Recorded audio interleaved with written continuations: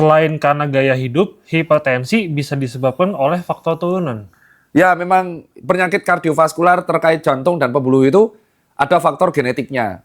Ya, ada beberapa terkait genetik, entah itu dari ibu atau bapak. Misalkan ada cara menanyakan dokter tuh gini. Jadi dokter itu selalu dididik untuk anamnesis atau bertanya pada pasien.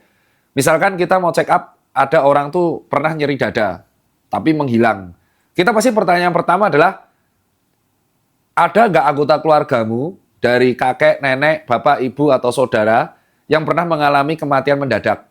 Itu sebenarnya pernah nggak sih mati karena stroke? Untuk mengecek apakah orang ini pernah stroke ada keluarga yang mati karena stroke hemorrhagic, jadi stroke karena perdarahan, pecahan pembuluh darah di otak, atau serangan jantung, atau henti jantung. Nah, biasanya kalau ada 3 penyakit ini, itu memang genetiknya ada potensi anggota keluarganya mengalami hal yang sama.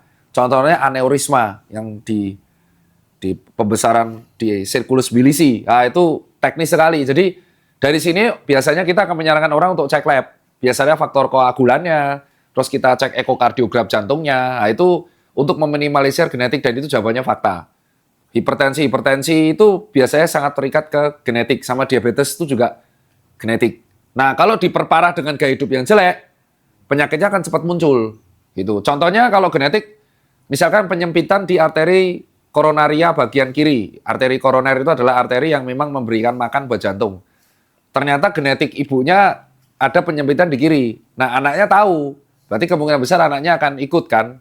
Karena nempel Y kan. Misal anaknya cowok gitu kan. Kan kromosom XX sama XY. Nah, nanti nempel di X. Nah, berarti kalau cowok X-nya cuma 1 udah pasti kena nih. Pasti ada potensi dia. Ternyata dia gaya hidupnya jelek banget. Tidur begadang, makan makanannya berantakan, nggak pernah olahraga, sedentary lifestyle. Ya, penyempitan tersebut akan menimbulkan gejala di waktu muda. Mungkin di ibunya baru muncul di usia 50 gejalanya. Tapi di anaknya karena dia gaya hidup buruk, genetik ditambah gaya hidup buruk, wah itu chaos, gejalanya akan muncul lebih cepat.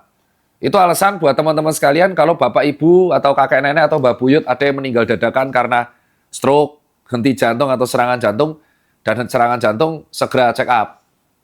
Gitu. Next. Sering makan atau mengunyah es batu